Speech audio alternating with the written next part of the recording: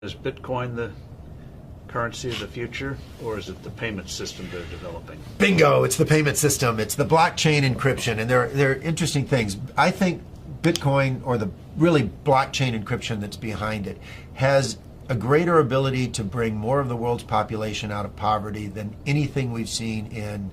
Well, for one thing, it's a cheap payment system. For one thing, it's a cheap payment system, but it's more important than that. It's more important than that. Blockchain cryptography is all about digital transfer of ownership in a completely transparent and public way. Okay, I don't want to go into any of the math and the complexity behind it, but think of what that means. That means that I can actually record ownership in public in a digital means. 50% of the world's population has a mobile phone. I read an estimate this month that in 2020, 90% of the world's population will have mobile phones. That's probably a high estimate, but that's okay. Now, $35 smartphones. But we're throwing them away, and they can ship them off to emerging markets. But what's powerful about this, now think about Hernando de Soto. Yes. Okay. The Institute for Liberty and Democracy in Peru. I really think Hernando de Soto should win the Nobel Prize for the work he's done. I hope he does. But he's gone around the world and identified one of the most powerful things to the economy and the creation of wealth, and that is the ownership of property. Which you can then use as collateral. Which you can use as collateral, and when you own it, you will develop it.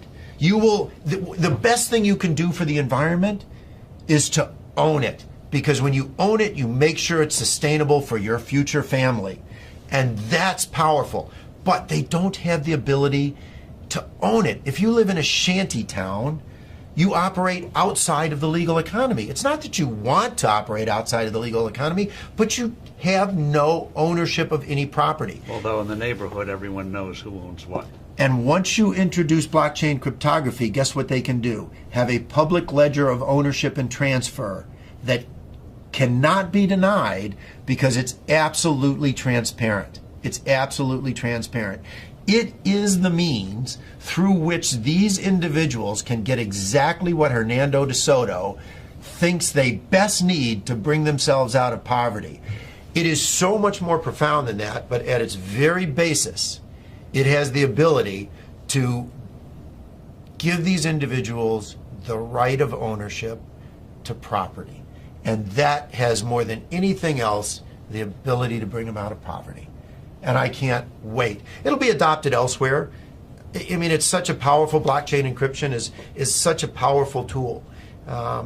It'll be used by banks. It'll be used by credit card companies. It will become a standard. But what's more interesting is what it can do to poverty around the world, to eliminate poverty. But also, what does that mean, that technology mean for credit card companies and the whole payment system, crazy gobbledygook payment system we have today? Very expensive. Doesn't that blow it away? I hope so. I hope so. I mean, think about it. When there was one manufacturer of phones in the U.S. government, what did we have? This big clunky rotary thing that sat on desks. Now, what do we have? Cell phones of all flavors, sizes. I can sit in Africa and on my cell phone take courses at MIT because they're public record. It's absolutely astounding what happens when you can actually innovate around the world and compete. And what is happening is blockchain cryptography, forget Bitcoin, creates a competitive technology, a competitive innovation that these credit card companies will have to adopt. The ones that adopt it first will bring their cost base down. And importantly, if you think about a retail store, and I have this with my kids. My kids are off in college and they go to a retail store, they use their credit card.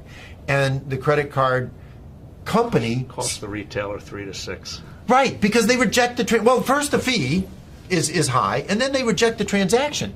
Because why is this card suddenly showing up in some city, some place where I don't live? So it gets cut off.